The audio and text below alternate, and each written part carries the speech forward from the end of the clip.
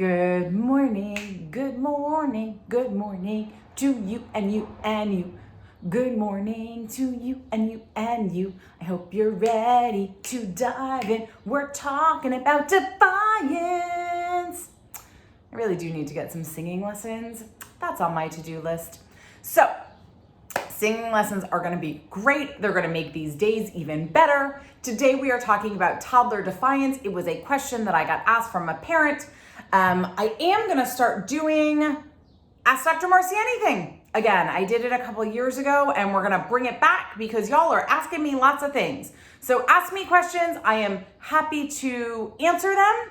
As you know, we've been going live every morning. So I do believe that we're just going to go live through the end of June and then change the schedule for the summer, get a summer schedule going. So that'll be great. But first, before we dive into any of that amazing content, we have two fantastic things to do. One is we have to say hello. Say hello, good morning, good afternoon, good evening, however you are doing. Joe is already on it. So yes, come on in, say good morning, say welcome. If you are here for the very first time, put in a 1 so we can say welcome for the very first time and the community will welcome you and say hello. If you are returning, like Joe and like Phil, put in a 3. Good morning, Bree. Good morning, Phil. Put in a 3 so that I know that you are returning. Why 3? Because 3 is the top of a heart. And if you've been here before, you know when there are hearts, I dance. When there are hearts, I dance. So put in your 3. Good morning, Charlotte. Good morning, good morning. Good morning, Darren. Welcome for the very first time. So happy to have you here. You're going to love it. So now that we have said good morning and greeted everybody, now it is time to do the second thing we dive into content with, which is we talk about what is working for us. What is great for you if you can get there. What's working in your family in the past 24 hours? Why do we do this? Because when we look at what's working, A, we're likely to repeat that. And yes, we need that reminder because it doesn't just automatically happen. So let's be clear on that. But it also gets our mind thinking about what is possible, what is probable, what we can be doing, which makes it more likely that any of the strategies I give you after this are going to stick with you, that you're going to actually try them because you're already in that mindset. Oh, things can work. Oh, things can go. So what is working in your day, in your family, in your home? For me, last night I had dinner with a friend, which was delightful.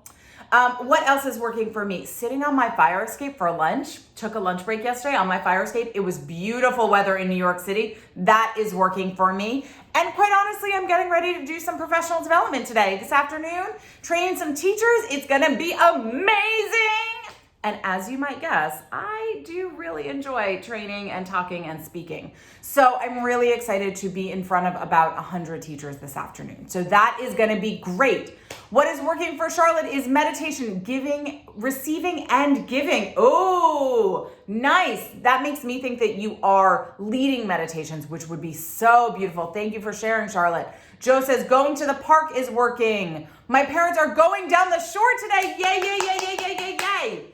So whatever it is that you are doing, Darren says, I shared a Facebook family video history. Yes, beautiful, beautiful, beautiful. So you guys keep typing in what is working for you so that you can inspire each other, so that you can remember for yourself, because when we write it down, it does help us remember. And that is powerful, that is helpful. So I'm going to move on to the content. So the content today is a question that I got asked from a parent that says, how to navigate toddler defiance. What do you do when your kid says no to everything? When they're being sassy? When they're being whiny? What do you do?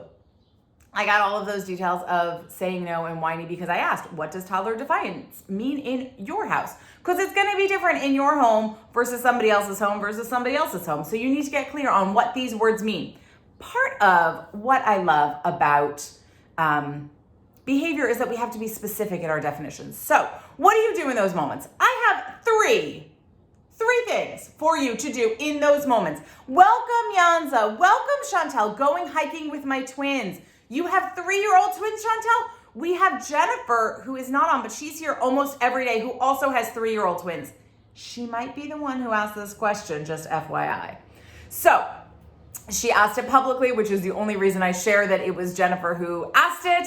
If you ask a question and you want confidentiality, AKA you send it to me in a direct message, you send it to me in an email, I will not share that it came from you. If you post it on a feed, I'm gonna share your name because that helps us feel like community. And when we know that we are not alone with our problem behaviors, makes it easier to navigate. Yes? Are you with me? Does that make sense? Give me some hearts if that makes sense. Knowing that you are not alone with the problem behaviors makes it easier. Yes, yes, yes, yes, yes, yes, yes. Okay, so what are my 3 magic phrases? I actually have a program on my website. It's only $27 called 3 Magic Phrases that has 3 videos for you and 3 videos to watch with your kids. So it's 6 videos total that might help you if you're having a really hard time with this. But the summary, do the same tips work for a defiant 10-year-old? You know what, Bree? That is a great question. And yes, they do. The exact language you're going to use is different. The exact phrasing is going to be different, but the rules are the same because here's the secret. All behavior responds the same. So the tools that I use on my 3-year-olds, I use on my 10-year-olds, I use on my 17-year-olds, and I use on my adults. It's how I navigate my own team. It's how I've navigated in work with colleagues. It's what I do in professional trainings. These 3 things work everywhere. It's all a matter of the examples you use and the specific language you use with your kids. But yes, they do work the same. Great question, Bree. So here are the 3 phrases. Here are my 3 magical phrases. They are the work that I do. If you go back through all of the other 75 videos, you will see that most of these things drop into one of these 3. First is speak with purpose. You need to be really, really careful with your words. Sometimes we'll say things like, hey, do you want to come to dinner? And your kid is going to say no. And you asked a question. So of course, they have the right to say no. They get to say no. You asked, they said no, all is well. That's on you. If you want them to come to dinner and it is not a choice, you say, come sit down. It is a direction, it is clear. So our words have to be clear and articulate so that they know whether it's a question, whether they have a choice, whether they have to do it. And that's on you to be clear about that. Does this make sense? If it does, give me thumbs up, give me some hearts, let me know. Are you with me? Does it make sense? How do you do a live video on Instagram? I do lots of Facebook Lives, but never here. Instagram, in the little top corner where there's a camera, you hit that little camera when you're on your homepage and it does live. It's very exciting. Good morning, Anne. It's so good to see you here. I've been seeing you and your kids having a great time in some of the pictures you've been posting. Seems like you guys are doing great. Okay, Glitter gave me a thumbs up. Glitter is my mom, for those of you who don't know, on Instagram. My dad is Juggles. They are always here. It is so delightful to have my own parents joining. So, okay, the first thing is to speak with purpose. The second is you have to put things into action. So once you say, come sit down for dinner, AKA it is a direction, you do not have the choice to say no, I would then walk over to your kids, say, come on, let's go. And you do it together, whether it's you take their hand, whether you kind of corral them over. You don't want to physically pick them up and move them and sit them down because then they just learn that mom or dad is going to come move me for them, which either will lead to more problem behavior or will lead to them thinking it's really fun and you having to do that every time. But if you can kind of corral them in that way, you need to back up your suggestions with action. You need to be prepared to go get your child and bring them and teach them that this is what coming to dinner looks like. This is what we're going to do now. Which means, because I know you're a parent, you're multitasking, you're trying to cook dinner and send that last work email and get your kids to come sit down and you're like, Dr. Marcie, I can't go get my kid. But you can, because it will save you time and energy if you don't keep repeating yourself 1,000 times. So what you do is you wait till all of the food is not going to burn if you walk away for 3 minutes. Maybe that means it's already on the table and plated. Maybe it means that you're cooking pasta and it has 10 minutes to boil. Doesn't matter. But if you're calling your kid to the table the first time, you are then prepared to go get them and bring them over. Put it into action. Action is the number 2 thing. That is where your teaching comes from. And then the third magic phrase, the third thing is choose honey. Choose honey because perspective is powerful. Now, why choose honey? What does that mean? One of my favorite phrases, which I'm not sure I've used often here, is you catch more bees with honey than with vinegar, right? If we come from the positive, if we encourage our kids, if we enthusiastically respond when they do what we want them to do, they're more likely to do that in the future. So, for example, when your child does not come to dinner and they're being defiant and they're being pushed back, do you end up having lots and lots of conversations about why they're being so defiant and how this is driving you crazy and why it is not okay? Are you doing that? Maybe not you. Maybe it's the person sitting next to you or the neighbor next door, but lots of parents do, because your own frustration comes out, because you're human, because you've been home for 4 months already with your kid. It's okay. But if you want their defiance to change, to move, to shift, then you need to stop doing that. You need to stop harping on the problem behavior, and you need to start reinforcing when they do what you want them to do. So when they come to the dinner table and just sit down, what do you normally do? You normally go, okay, great, onward. Here's your dinner, eat this, blah, blah, blah. You don't even acknowledge it. When your kids are in a pattern of defiance, you need to acknowledge when they are listening. You need to celebrate when they do follow through. You need to show up with them in that great moment when they're doing what you want them to do. So celebrate, dance to the music. Does that make sense? So you need to follow those 3 steps with everything. And defiance often is around particular things. Defiance around coming to meals or brushing teeth or sitting down to do schoolwork. It's sometimes just across the board with everything.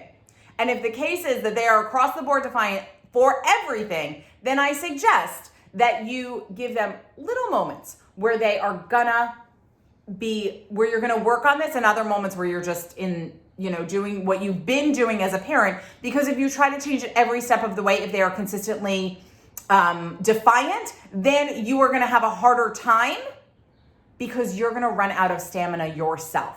So I don't want you to lose stamina. So only pick a couple times a day to work on this so that you can actually change the behavior and stick to it, because your consistency is powerful. Are you with me? Is this making sense? I need some thumbs up, some hearts to know that you are on track with me. Yes, yes, maybe. Are you with me? Are you with me? Are you with me? Are you with me? Okay, so with all of that, what I wanted to suggest to you is that you get my book. If this is a challenge that you're having, my book, Love Your Family Again, is broken down into these 3 steps. It's 25 chapters and is these 3 steps with several chapters in each. So you can go through different scenarios. It's almost like a cookbook. Like, my kid never sits down. My kid doesn't listen to me. They ask me questions they know the answer to, all of that. So you can pick the particular problem, put it in place, and it is broken down in sections so you can follow each of these, so you can hone on a rule that you want to work on. Does this make sense to you? I hope so. Bree says, step T should happen on the first direction or after nothing happens on the first direction. So that's a great question. So I would say after the first direction, you count to 3, maybe 5 in your head. And if there is no action from your child, then you go get them. If you know that your child never listens to this particular direction, then you go automatically. If I know, I say, come to dinner, and you never come, then I'm gonna say, hey, it's time for dinner. And I'm gonna walk over and say, let's go over to the table, right? But if sometimes they come and sometimes they don't, and I'm not really sure what's gonna happen today, which often parents I hear is the case, then say, hey, come to dinner. 1, 2, 3. Oh, they're not getting off the couch. Okay, here I go. Bree, did that help? Does that make sense? Does that clarify it? I hope so. So, if you found this video helpful, please share it, because there are other parents out there who believe your word, who trust what you're gonna say in your recommendations, and they're gonna be super excited to hear these 3 magical phrases and see how it can work to change their kiddos' defiance, right? So please share, please like, please follow, please let people know that we are here every morning, every weekday morning at 8:30 a.m. chatting about behavior with your family. It's so fun. And I do think that at the end of June, we're gonna stop doing the daily ones, and we're gonna go to once or twice a week. If you have thoughts on that, please let me know, because I wanna make sure that it keeps working for you. But I also know that the summer is a different rhythm than the school year. And so I want to honor that. I know that you may very well still be at home working, Maybe your kids are camp, maybe not, but it will just be a completely different rhythm than school. So through the end of June, every single day. And then we're gonna shift it. Let me know your thoughts on where to shift it to, what days are best. I'll see what I can work out.